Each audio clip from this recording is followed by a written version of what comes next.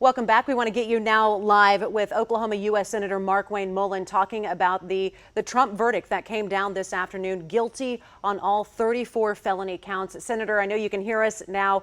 Your initial reaction to the news that came down today? Well, I'm traveling through the airport in Charlotte right now, and I will tell you the reaction of people around me because of all the news was shocking. And for me, it's shocking too to see the way that the Democrat Party has weaponized the judicial system, bringing these charges up in the most liberal cities, the liberal states, and the most liberal counties, with judges that are compromised, with prosecuting attorneys who ran on prosecuting Trump, on attorney generals who don't even pay attention to their own states, instead going after a president that they have openly have animosity to. It's shocking to me, and honestly, it's a sad day for our country. Senator, we heard from the former president saying that this was rigged. We've also heard that reaction from Oklahomans, a similar sentiment, Right. some people that we've spoken to.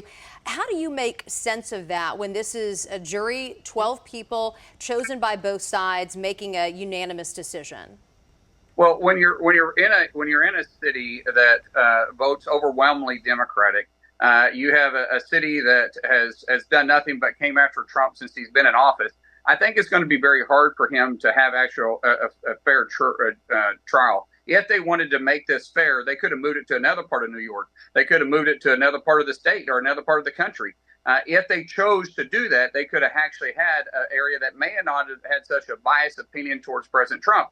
But we know how they feel against President Trump in New York. And so what do you expect is going to happen? There was zero chance he was going to get a fair trial when this first started, which is why almost every one of these cases that the Democrats have brought up against President Trump has been in, as I said, very liberal counties, very liberal cities, and very liberal states, which is why they're all going to go to the Supreme Court. And I will say almost every one of them, if not all of them, will be overturned.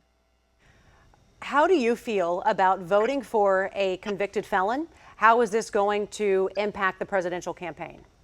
Zero. And in fact, this is going to actually increase President Trump's number. What you saw immediately after the verdict came down, when read, where you actually donate to President Trump online, actually crashed because so many people went there to donate to him. The American people are not ignorant. They're very smart, and they can see right through this. They can see how the Democrat Party has continuously went after President Trump, and they're never going to leave him alone. And they see that they've weaponized, as I said, our court system, which is sad, because if you can't trust our court system, where do the American people move? Because they can do this to President Trump. Don't think for a second they can't do it to you or I. Senator, we appreciate you taking the time to speak with us, especially as you are traveling right now. Thank you so much. Thank you.